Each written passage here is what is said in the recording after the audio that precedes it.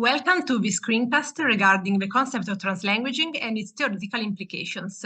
In this video, we will explore the concept of translanguaging from a theoretical point of view. We will discuss the main definitions of translanguaging and its relations with other terms, while in the following videos, we will see some examples of translanguaging pedagogy and practical multilingual teaching strategies for kindergarten, primary, and secondary school. Enjoy the screencast. The first use of translanguaging was in education. The term translanguaging was created by Jen Williams, a well-known Welsh educationalist in the 80s, for describing the planned and systematic use of two languages for teaching and learning inside the same lesson.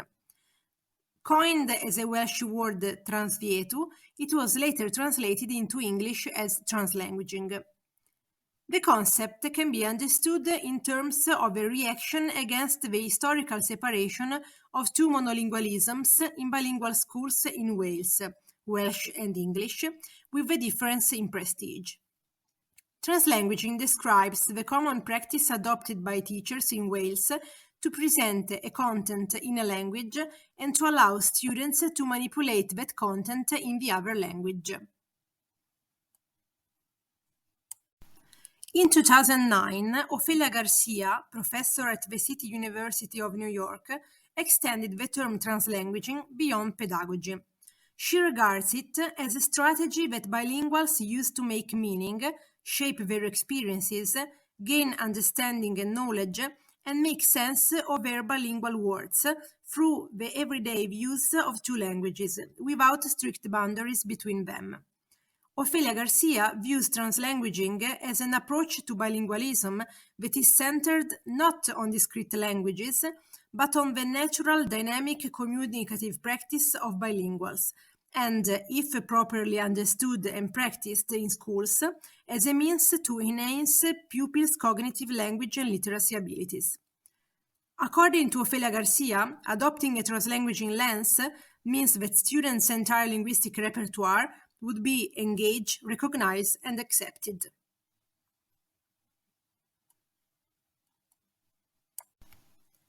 On this basis, with our scholars and researchers, Ophelia Garcia founded the CUNY NICEB project.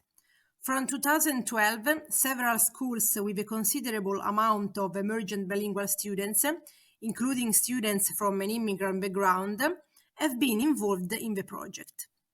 The project implied a tailored transformation of the whole school, but it was based on two main principles.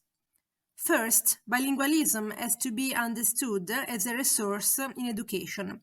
This means that all the language practices of bilingual students are not only recognized as an instructional resource, but leveraged and developed. Second, supporting a multilingual ecology for the whole school. The entire range of language practices of children and families have to be displayed in the schoolscape, as well as welcome in the interactions of all members of the school community. We will come back to the pedagogical implications of a translanguaging lens in the following videos. Now, let's go on with the theoretical aspects of translanguaging.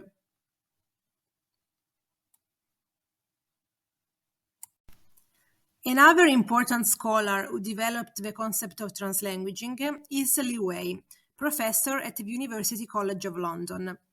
According to Li Wei, translanguaging implies fluid practices that go beyond, transcend, socially constructed language systems to engage diverse multiple meaning-making systems.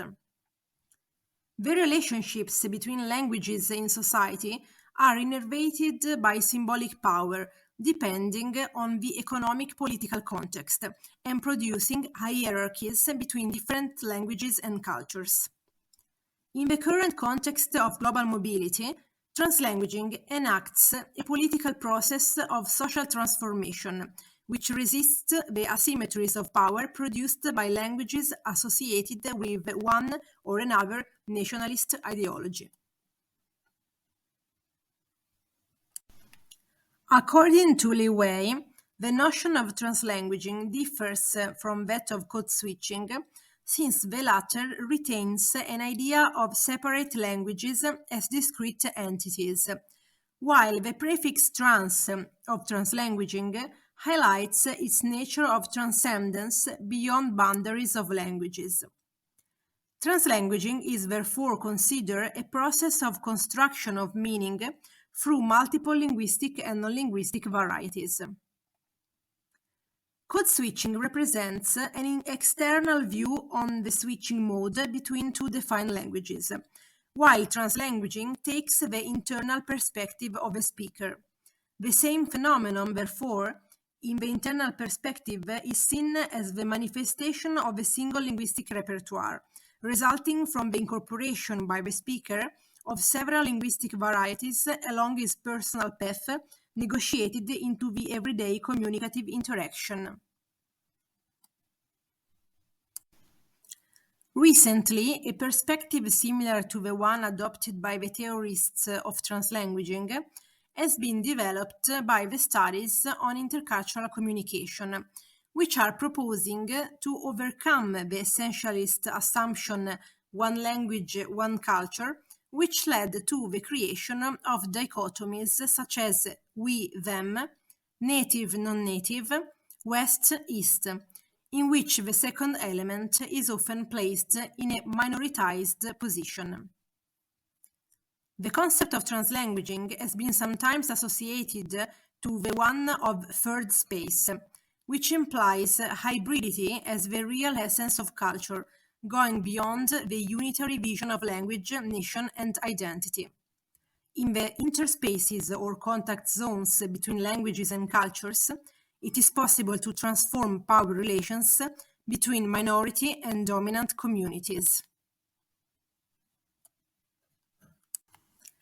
Translanguaging is interrelated also with the concept of multimodality, which appeared in the 90s to legitimize the multiple semiotic resources of students and to bridge the gap with communication processes outside the school, since they include not only oral and written modes, but also visual, gestural, audio, spatial patterns, and digital elements.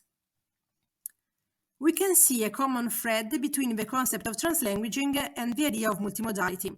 On the one hand, in the need to expand the semiotic abilities of students, and on the other, in the legitimation of the semiotic resources of students to allow them to express and affirm themselves also through other modes, not only the traditional written and oral modes adopted in the school. Moreover, as we will see in the following videos, pedagogical activities based on translanguaging usually lead to multimodal products, like posters, drawings, videos, ebooks, and even performances.